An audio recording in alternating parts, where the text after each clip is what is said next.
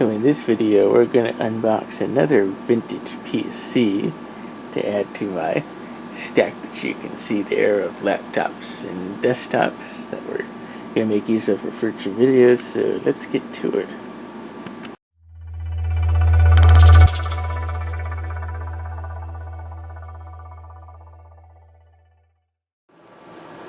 So we're going to make use of the workbench for the unboxing since it's a little too big to show on there. But if you've seen the video title, you probably have an idea what we're going to be looking at.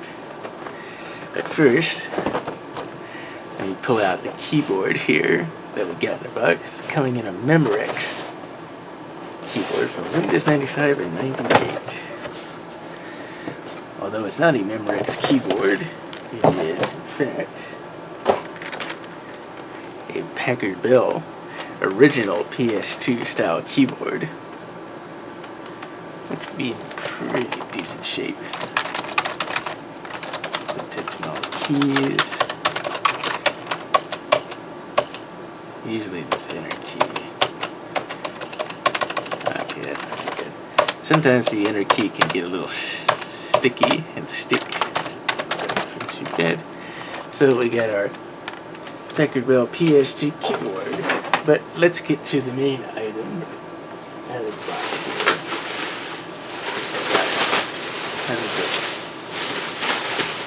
Plenty of airbags.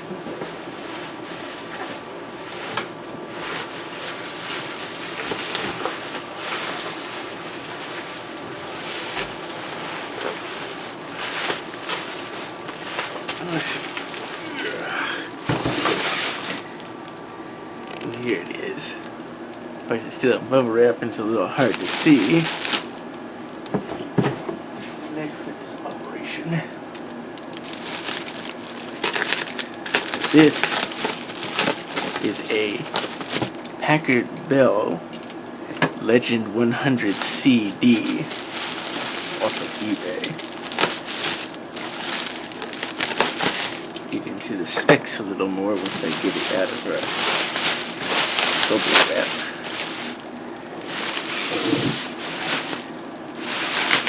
Let's see if I can do this by just sliding the bubble wrap off. Let's do it this way.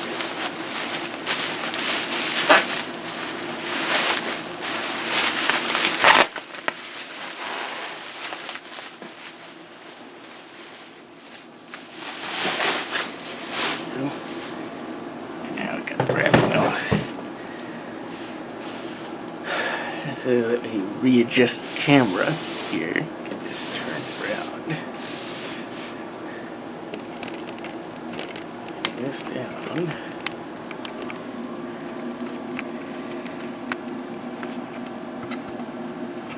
That up. So as they say, we have ourselves a Packard Bell Legend 100 CD, complete with our Intel Pentium inside. 3.5-inch floppy disk and a CD-ROM. Likely not the original, because usually they have the original CD-ROMs on these tend to go bad and they have to get replaced. But anyway, the specs on this machine. So the Legend 100 CD, this has one of the original P5 Pentium 60 megahertz chips in it, which is the gold top Pentiums, and according to the owner, it is one of the FDIV bugged Pentium 60s. Now, I'll get into a whole separate video on what the whole Pentium FDIV bug is, but essentially it's a floating point division error that was present in the early Pentium chips. Basically, a whole big media thing came out of it, and Intel did a voluntary recall of them where you could send them back to get a chip that's been fixed. This one obviously was not sent back, so it still has the bug on it. Let's look at the back. Everything looks intact on the case. I don't see any real damage and all, but it does have some obvious yellowing of the plastics, as you expect. So on our back side here we have our keyboard and mouse ports, plus our monitor, printer, and serial. And let's see, I'll I'll have to look at the tag on the bottom to know which board this is, but it's certainly going to be one of the Robin-based Socket 4 main boards, because Socket 4 is what the Pentium 60s used. Now, it did come with a additional graphics card in there, another Cirrus Logic, I believe, even though it's got video on board. Then it's got a network card in there with the 3 network connection types, BNC, basically base 10 Ethernet, in our 16-pin port. And we've got a Sound Blaster 16 there, complete with its rotary knob. We'll see a little more of that when we open it up. Let's see if I can find the tag on it. Ooh, I don't like that sound in there. It sounds like a loose screw or something. Let's see if we can get this on the camera there. So there is our Packard Bell tag, which helps give us information on the main board. And that says, let's see if we can zoom in here with the camera and get a look at it that way. Come on, you can focus. FOD 30. Now this camera's going to be totally useless trying to focus. There. FOD 520R. So yes, it's definitely a Robin board. It's the 520R version. That's how we tell just by reading the tag.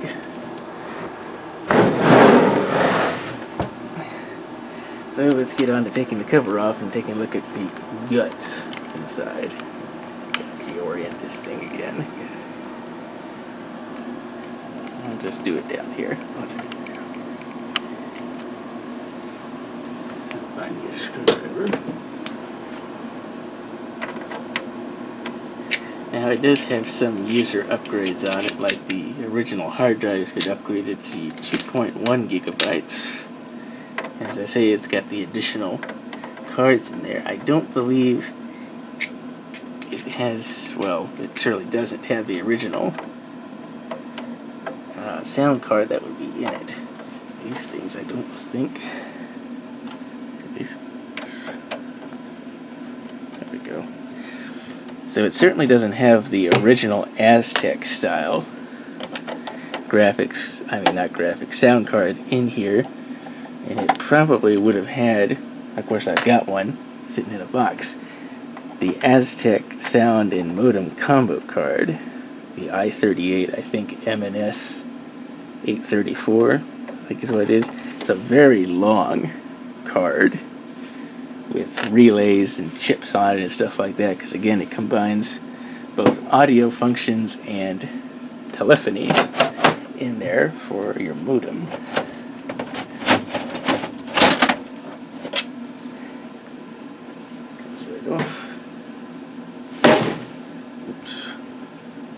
So now we got the case open, so we can now look at it a little closer. So here is our Socket 4 with our 60 megahertz Pentium there.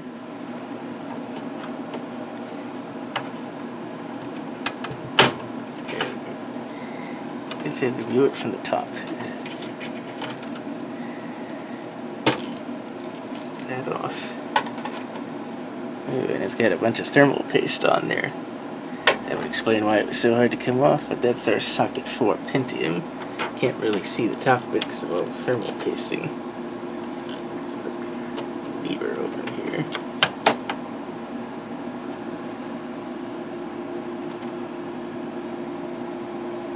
There it is.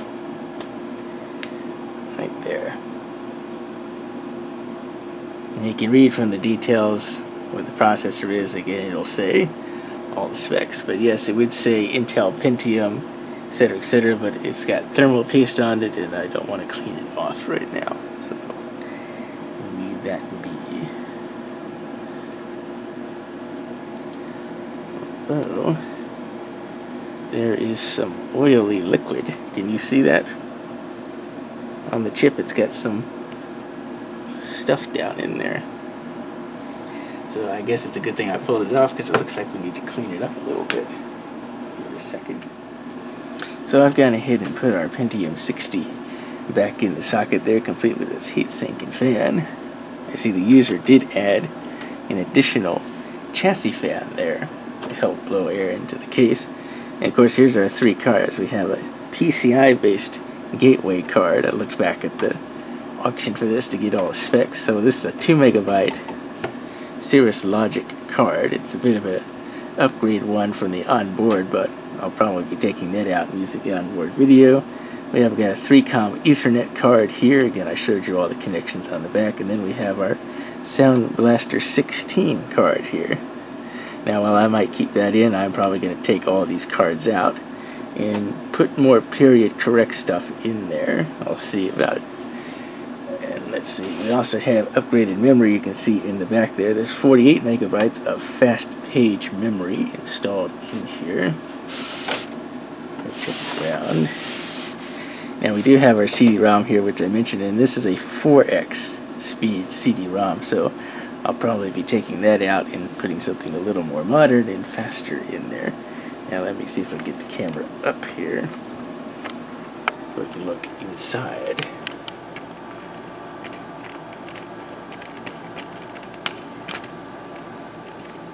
So again, this Packard Bell uses the 520R Robin board in there, and there's one thing famous I'm going to show you right under this floppy cable.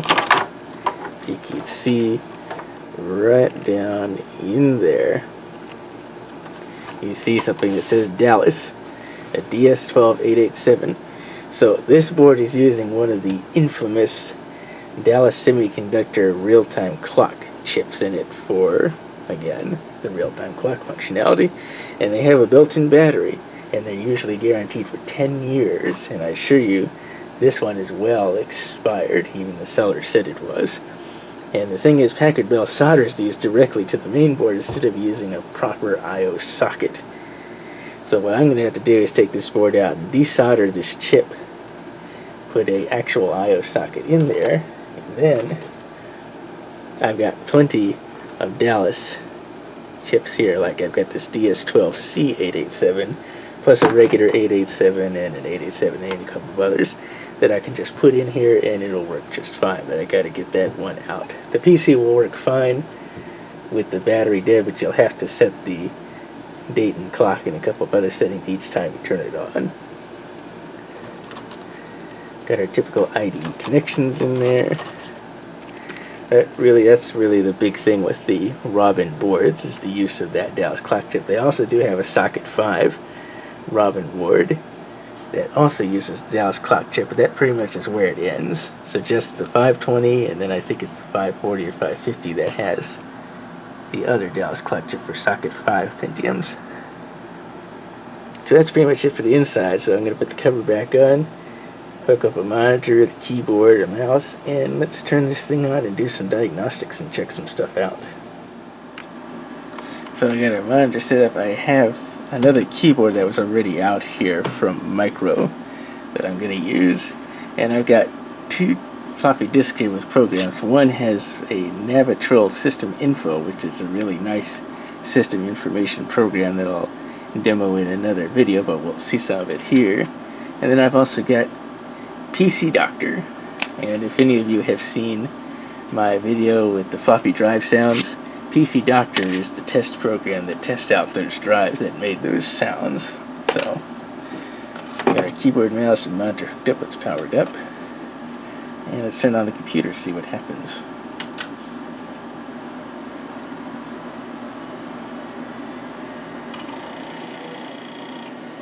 Here's the hard drive powered right up. Let's see if we get a video signal. Well, actually, you know what? It helps if I put it on the right plug. Hold on.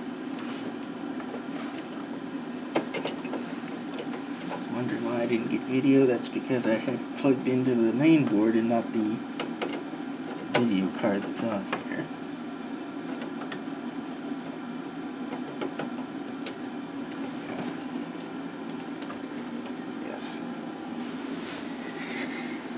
It helps if you hook it up to the right plug. I plugged the monitor into the main board's video out instead of the add-on card. So now we should get some output. There we go. Got our memory, keyboard, mouse detected. Picked up the hard drive. Yeah, CMOS battery failed, so we're definitely going to have to work on that Dallas clock chip.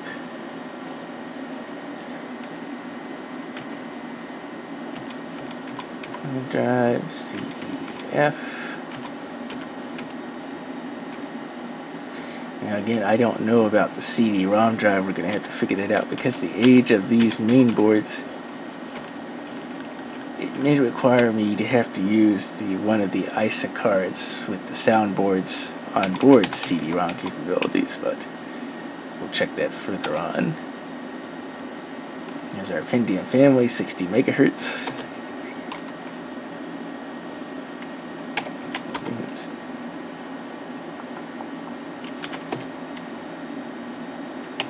Most of the stuff I could pretty much just leave alone for the time being. So we'll just exit discarding changes because I'm not going to change anything. And it does have Windows 98 on there. But again, we're going to be taking it off, putting the factory image of Windows 95 or Windows for Workgroups 3.11 with the proprietary Packard Bell software. Again, trying to make it a little more period correct.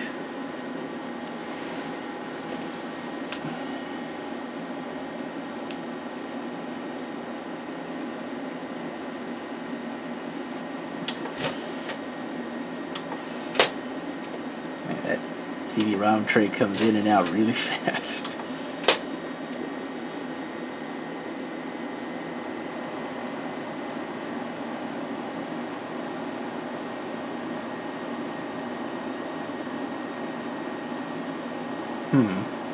In fact, it looks like it has locked up.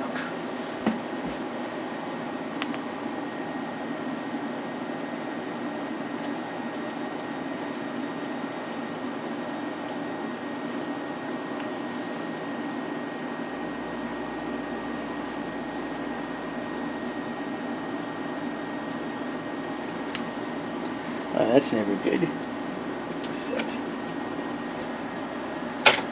So we're going to go straight to the Navratil system info and look at the system info.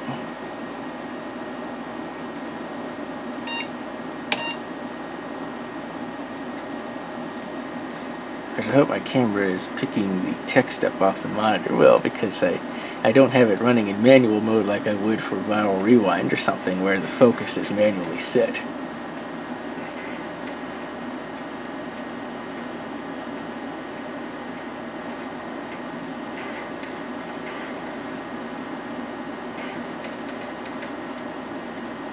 Okay, it did pick up the CD-ROM drive through the BTC CD-ROM driver I've got on the disk, so it does pick up the CD-ROM. Got our mouse driver in there.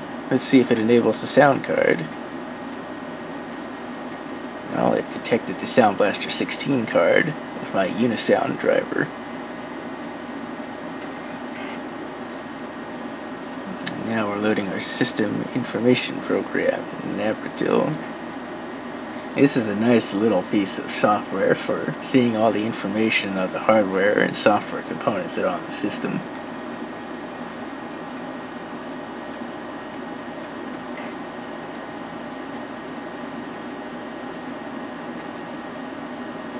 And I say the last part will be a system test and analysis with PC-Doctor.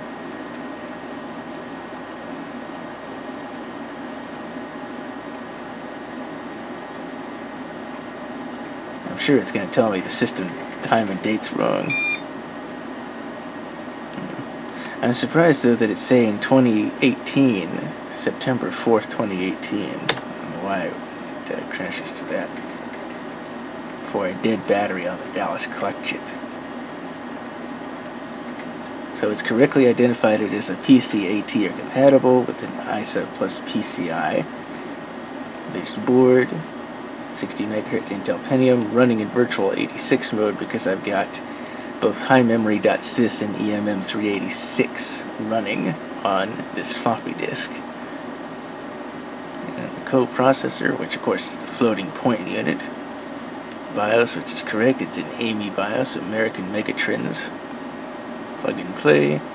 Video, Cirrus Logic SVGA1, and then so it's detecting the one on the board. It's not quite detecting the one on the card there, because the card is 2 megabytes, 48 megabytes of memory. That's correct. Showing the extended memory system and expanded memory systems on our hard drives. Yeah, that's correct. 2,000 megabytes because it's 2.1. MS-DOS version 7.1 is because it's running it from the disk, not detecting it on the system.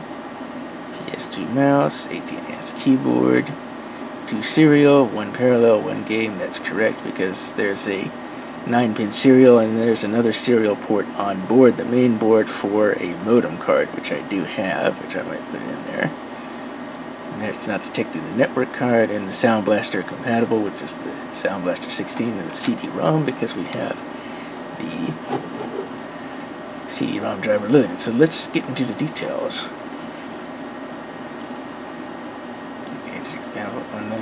So it doesn't quite have that, but we do have the information on the chipset. So it's an Intel 82430LX Mercury chipset. 60 megahertz bus speed, which is correct because that's a 60 megahertz CPU.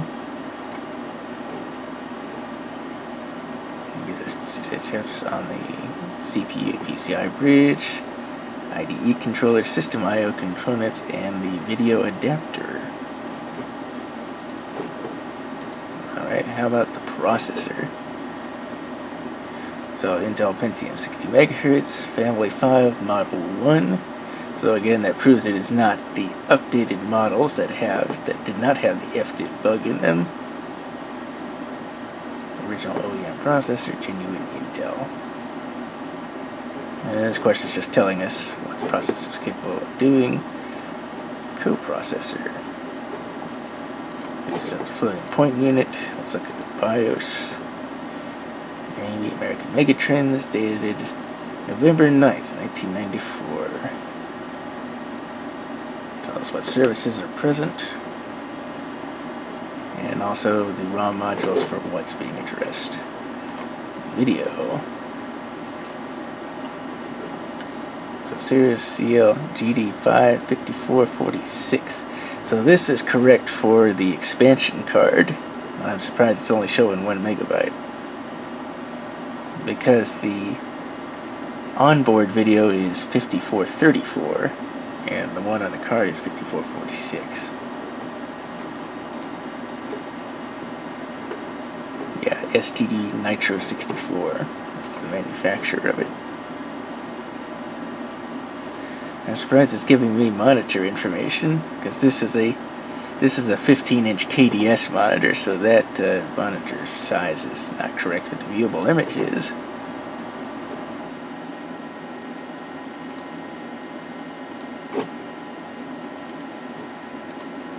Memory, 48 megabytes. Conventional, it's all correct. Extended memory and expanded memory is reporting as it should be. Drives. Okay, so that at least tells me how the system is set up. The hard drive and the CD-ROM are on the same ribbon cable. So you see the hard drive is the primary master and the primary slave is our 4x speed CD-ROM. If it was on the secondary IDE, it would be over here on the master. Our hard drive, 1.97 gigabytes of fixed capacity. And again, it's the Seagate. You can tell that from the ST nomenclature here. 32122A. Fixed and magnetical, just how it should be. Not a lot of information that can derive off our 4x CD-ROM, but at least it gives us the model of it. Disk 1, volume 1, so that's the pretty generic volume label for the hard drive. The operating system, of course, if I use this, it's just going to tell me what's on the disk, because the disk is formatted for Windows 98, so it's using that. Look at the ports, COM1, COM2, LPT1, and joysticks. Nothing on the networks because there's nothing set up there. Multimedia. And that's correct. Sound Blaster 16 or newer or compatible. So specific type Sound Blaster 16. With all the information set. Pro 16. Creative Labs, Creative Technology. And of course it correctly identified there that we do have a BTC CD-ROM driver loaded because that's what I've got on the disk. And we see we've got EMM386 loaded there. Our mouse driver, the Microsoft CD program for enabling the BTC CD-ROM driver. Again, highmemory.sys there, our ANSI.sys display driver, a couple of other things. Anything in the other section? No. So yeah, pretty much all the information that it's displaying here is pretty much on point. You can even look at the CPU performance, and we can see that it is putting it in the range that I would expect it, because it's faster than a DX266, but it just lags a little behind a DX4100, and certainly behind a Pentium 75. Now let's look at the floating point unit performance. Again, it's about to be expected, slower than 75s, but faster than a DX266. Let's see, let's test the speaker.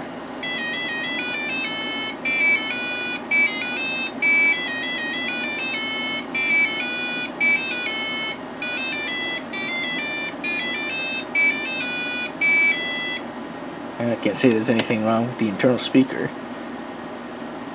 Keyboard reset. Yep, that did that correctly. So now let's look at the CPU bugs. See if this correctly identifies the FDIV bug in the processor. And it does. So it's passed all the instructions except for FDIV instruction. It says it has failed. So it's definitely an FDIV bug processor. We confirmed it right here. Of course, I had a screenshot from the previous owner of a program similar to this confirming that, but I just wanted to confirm it myself. So there it is. Now, I could put this on the hard drive and have it generate a report. I'm not going to do that right now. So now that we've gone through and looked at the system info with our Navratil software, now I'm going to use this other diskette I've got here, which is actually different from the one I showed before because this has PC-Doctor 1.7. The other disk that I was showing before had PC-Doctor 1.5, so I wanted a slightly newer version. So let's start PC-Doctor up here. And we'll go ahead and perform a full system test on this computer, which is going to take some time, particularly with the memory segment, which we'll see when we get there, because going through the memory addresses takes a bit of time, especially with the amount of memory that this system holds, that it's got in it at 48 megabytes.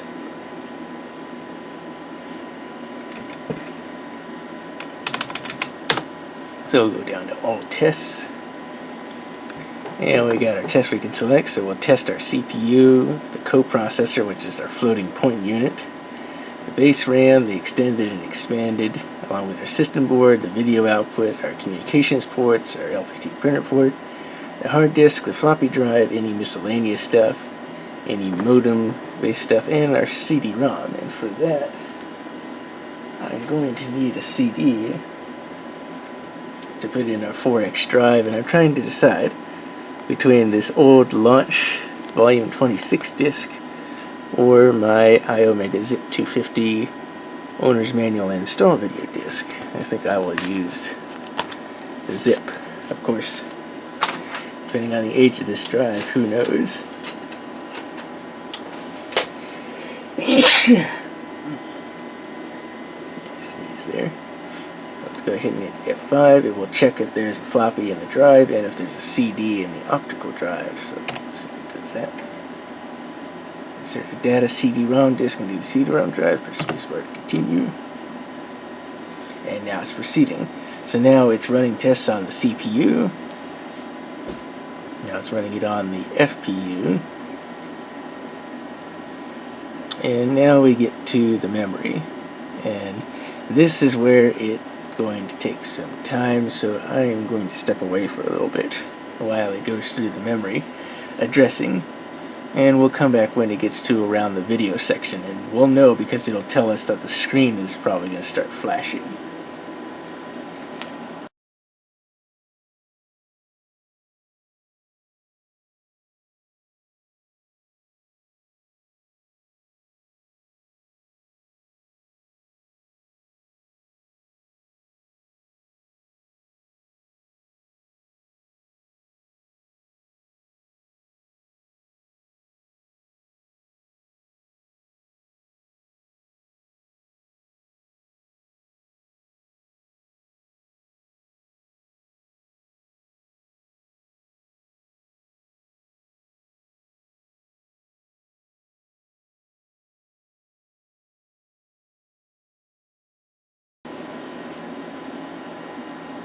And now you see we got past the memory test, so now we're working at the IRQ and real-time clock stuff.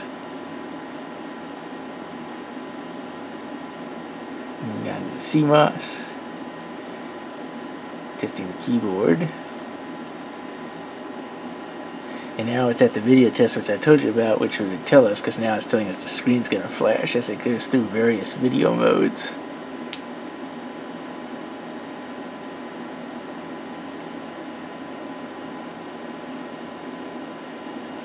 Now this is more interesting on a CRT monitor because an LCD monitor like this waits for an input signal, while on a CRT you could actually see all the different various modes and changes it makes as it runs through the test.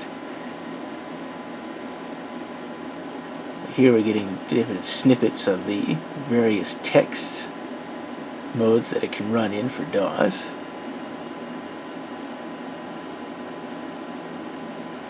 Okay, now it's testing the communications ports.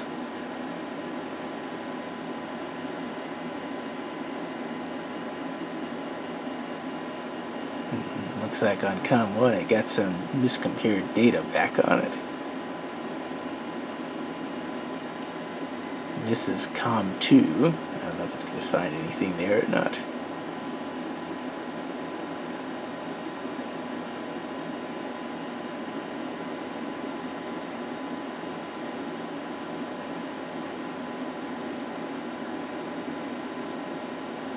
LPT port on.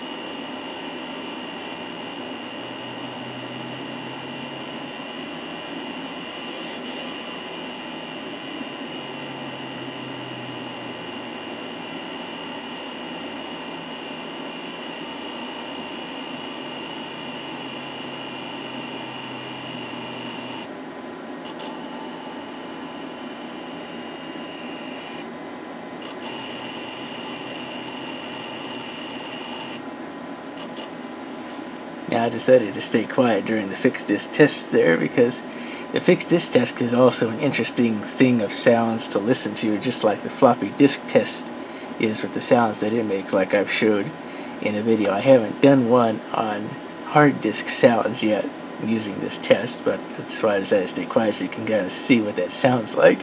So in a future video you might see hard disk sounds using this PC-Doctor hard disk test. So now we're at the linear verify, which is the slowest part of the hard disk test. It's also the slowest part of the floppy disk test because it's testing each individual track one at a time. So it takes a little bit of time, but again, depending on how large your hard drive is, this can go fairly quick if it's small, or if it's a large hard drive, this takes quite a bit of time because again, it's going through each individual track.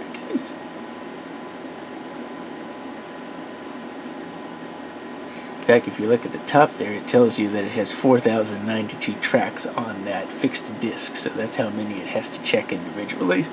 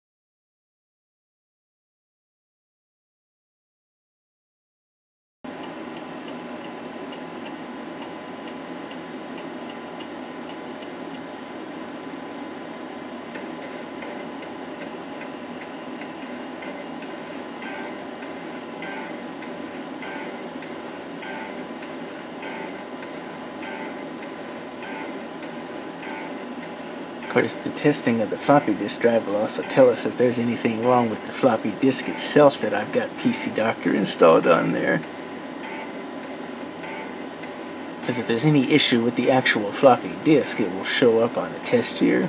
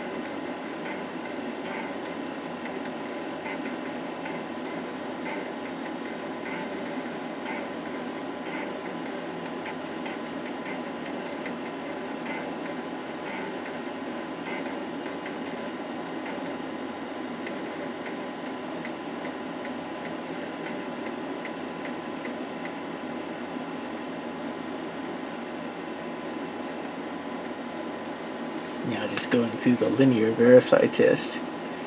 So yeah, the random seek test and the funnel test, you probably are the most recognizable sounds from my sounds of floppy drives video with the 3.5 and 5 1/4 Epson combo drive I had, where I used this same test on it, where it was making the various sounds that you heard as it was testing the drives. Again, we might revisit that floppy drive sounds video again, along with a hard disk sounds video too, with the PC-Doctor tests here.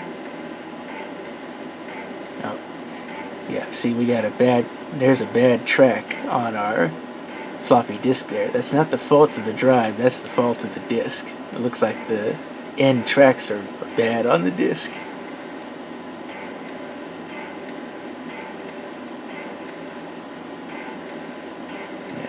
But the data for PC-Doctor is all on the beginning tracks. This is toward the end of the floppy disk that's got these defective tracks. Probably it's going to need a regular full format to correct it.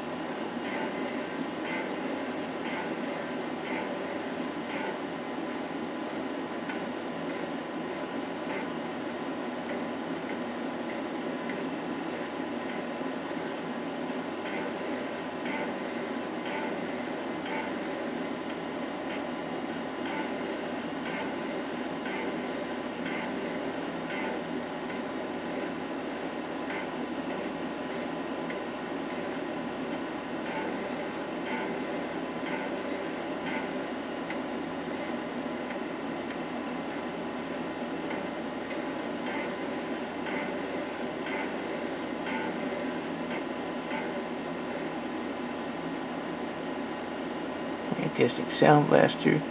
Now it could be testing the sound output. I don't have an external speaker hooked up to test the sound output. We probably would have heard it from the Sound Blaster there. So now it's doing a CD-ROM test. I can see the light on the CD-ROM drive flashing, so it is reading the disk. So it's doing a random scan test where it's moving the drive head back and forth to random sectors on the CD. Kind of similar to how the floppy does a random sector or seek test, moving the head back and forth. I think after this it does a funnel test, which of course is just like the hard drive and floppy disk test where the head moves in and out from the farthest position to the most inner middle position and then back out again. Yeah, this is the funnel test here.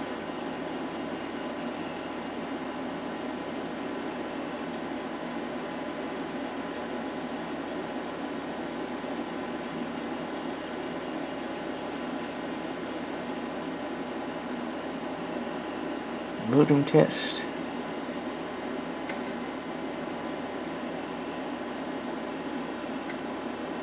And the testing is done. So our CPU and FPU passed, although it does have the FDIV bug, but I don't believe it checks for that. The RAM's passed, the mainboard's passed, the video adapter's passed. There seems to be a small issue with communications port 1. So I have to look into that maybe later on. The LPT port passed, the hard disk drive passed.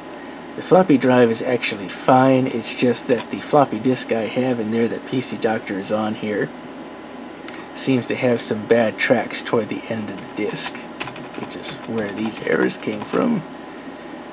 Sound card passed, CD-ROM passed.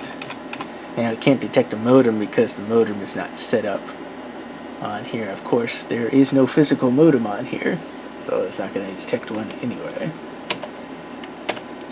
So overall, all of PC-Doctor's diagnostics tests pass. We can get a little more specific, looking into specific ones like the internal speaker, the diskette, system load, CD-ROM, video keyboard, etc. Let's see. If it's got anything on system configuration here.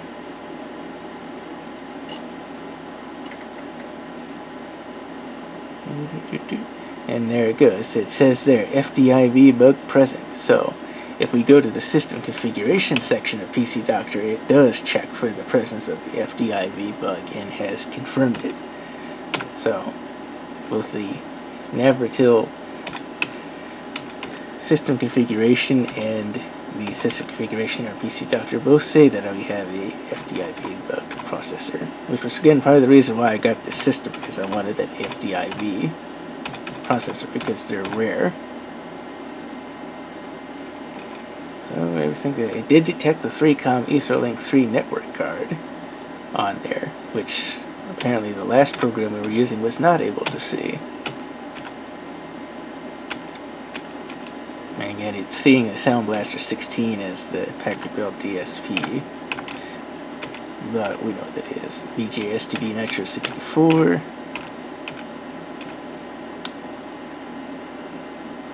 And everything looks pretty good there too.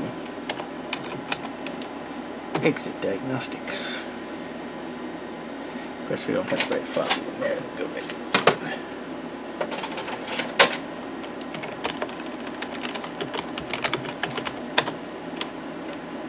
Actually, it helps if I spell it right. Yeah, gotta put the right in there.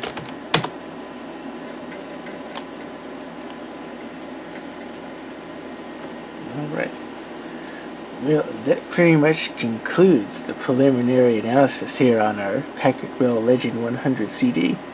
Everything seems to be in operating order. Again, it is a socket 4 Pentium 60 processor that does contain the FDIV bug. We've confirmed it with 2 different applications already.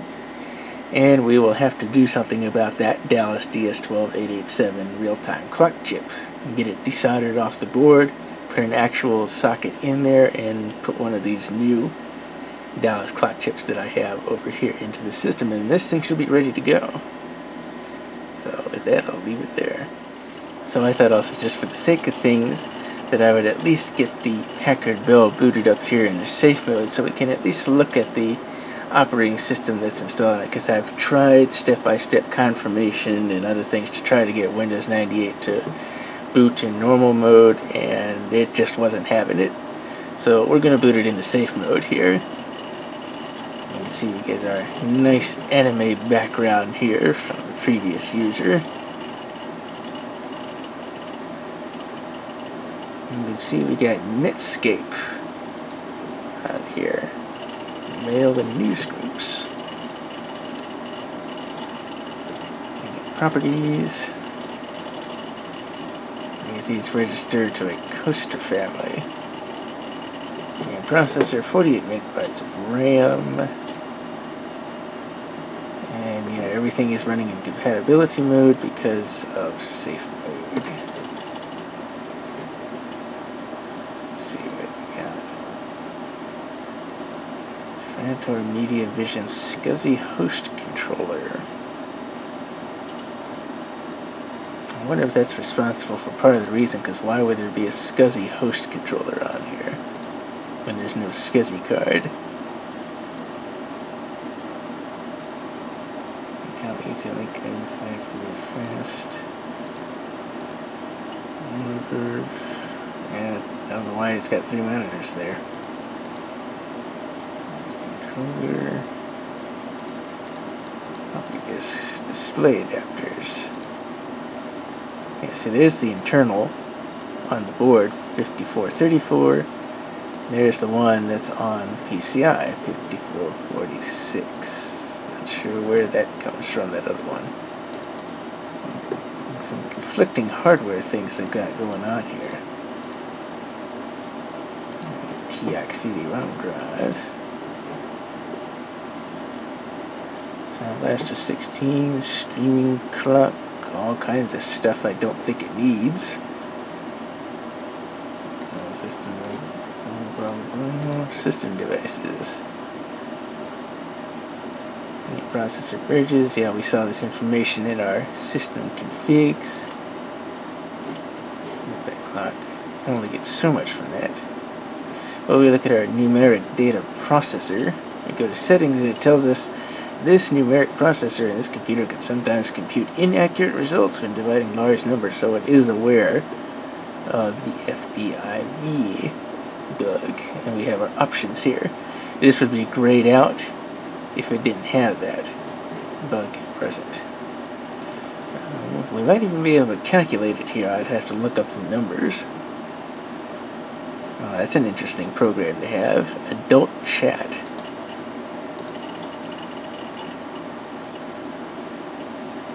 Adult chat. So I get some. There are some questions here. I can't seem to find the target. It's right in the Windows folder, which is acceptable, and that's decided not to work. Now let's look at other things. And as I say, this software is coming off anyway. And reset it back to more period specific with its own Packard Bell software group. Gregory and the Hot Air Balloon. Indigo Ruse Corporation, Autoplay Media Studio Trial. Internet Explorer, Java 2 runtime environments. Website. Oh, this is interesting. Kazaa is on here. Now, for any of you that have seen my Viral Rewind series on the Education channel, you would understand why I find this interesting to see Kazaa on here. Knowledge Adventure Jumpstart. Not familiar with that. Looks like it's got Lotus 123. Looks like the 96 edition. Netscape 7.1. Oh, and look, AOL Instant Messenger. I wonder what version that is, because AOL Instant Messenger is long gone now. Looks like the Might have even had something to do with Palm Pilots or handspring visors. The old PDAs back then too, personal digital assistants. For anyone familiar with those, looks like they had something, possible software on here for that. Typical online services, chess launcher from Sierra, Westwood, Red Alert game. I'm not kind of familiar with that. That's really all that is that I'm seeing on here. There is a lot of documents of Frank Sinatra music. Let's see. See program file. Yeah, somebody's been downloading music through Kazaa. It's in their shared folder. Let's see if we can find it.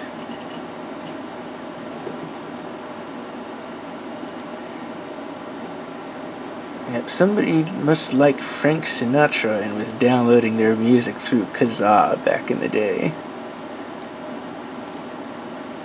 Mr. Electric Triangle. And yeah, not even gonna go there. Maybe that has something to do with this adult chat. The things you find on old systems. I don't even know if the computer collector I got this from was aware that it had this stuff on it. Fun. Should we look at what this is?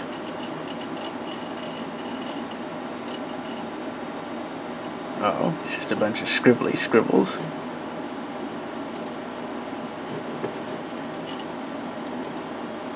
Yeah, just a bunch of scribble.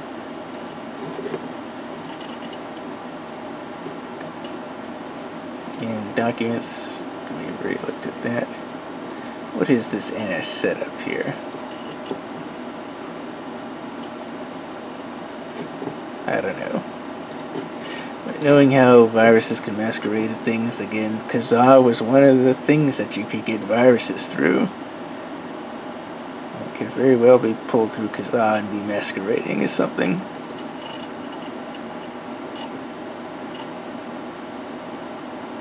Again, if anybody's seen the Viral Rewind series on the Education Channel, you would understand why I'm wary of looking at the stuff on here if Kazaa is on it, because Kazaa was one of the big peer-to-peer file sharing applications back in the day that people like to download music and programs and other things through, and of course it was a pretty good spreader of computer viruses and other forms of malware.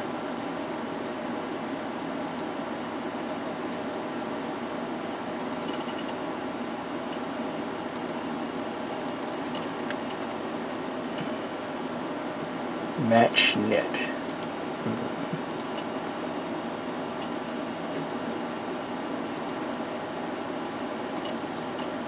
Oh boy. I think the original owner of this, not the collector I got it from, but the original owner, must have been really dirty. Oh look, they had the original Netflix on here too. The original Netflix icon from way back when, 2003. Of course, Netflix is older than that. They celebrated their birthday recently, from their founding back in, I think, '96.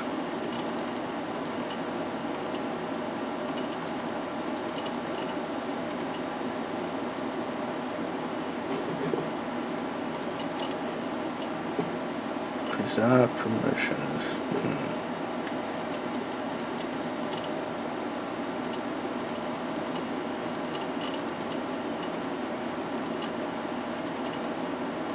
Yes, let this be a reminder, when you sell your computer, you better erase the hard drive or not put the hard drive with it, because we're going to find this stuff when we start looking at it. Alright, let's see if we can duplicate the FDIV bug here. We need the Windows calculator for this because it uses the floating point unit. So let me quickly find what the calculation is for that. Again, the bug involves long division. So we divide, a long number by another one, and it gives us a result where the table does not round it correctly and gives us the incorrect output. So let's see. Okay, 4,195,835 divided by 3,145,727.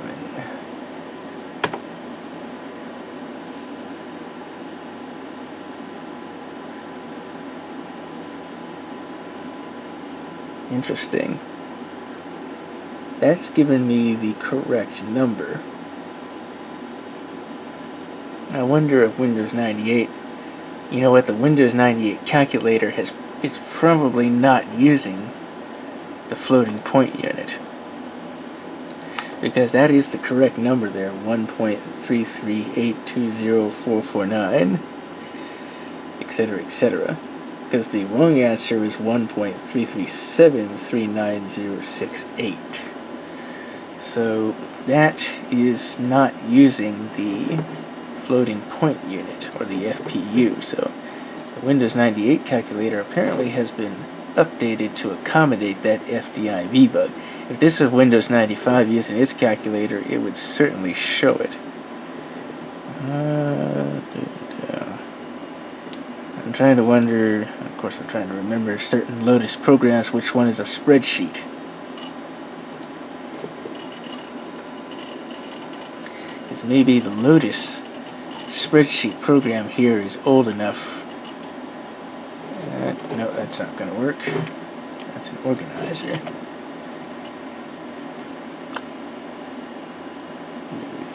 Lotus.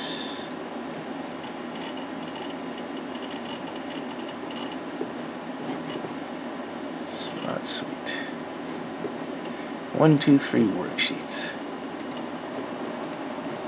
Well, that's what I need, but I need to make a worksheet.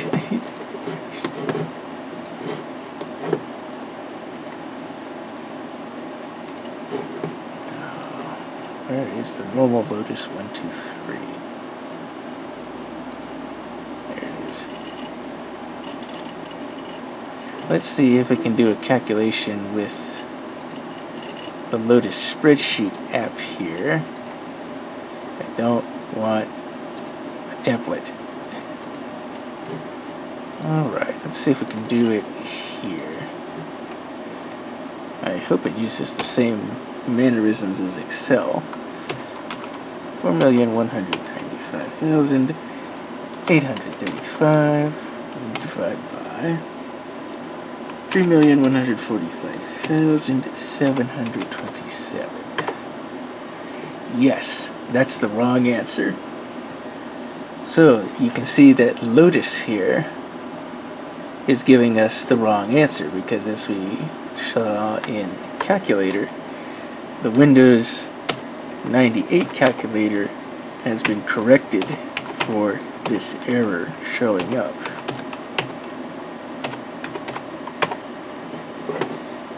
So you see, if we put them in comparison to each other, this is the floating point division error, 1.33739068902, while the correct one, of course, is 1.33820449113, etc., etc. So Lotus here is old enough to still use the bad floating point unit of the Pentium 60 here, and that is the FDIV bug, while this is software accommodating for it, because again, this is a newer version of Windows Calculator that's already aware of the bug by that time, and so it accommodates for that. But Lotus 123 here is old enough that it is using the bad floating point unit. So there is the FDIV bug in practical. So again, that's pretty much it here for the Packard Bell Legend 100 CD. Again, we'll see it more in the future doing stuff, but this is kind of just a preliminary unboxing, testing diagnostics, and looking at what's here on the system from the interesting stuff we found out. So we'll leave it here.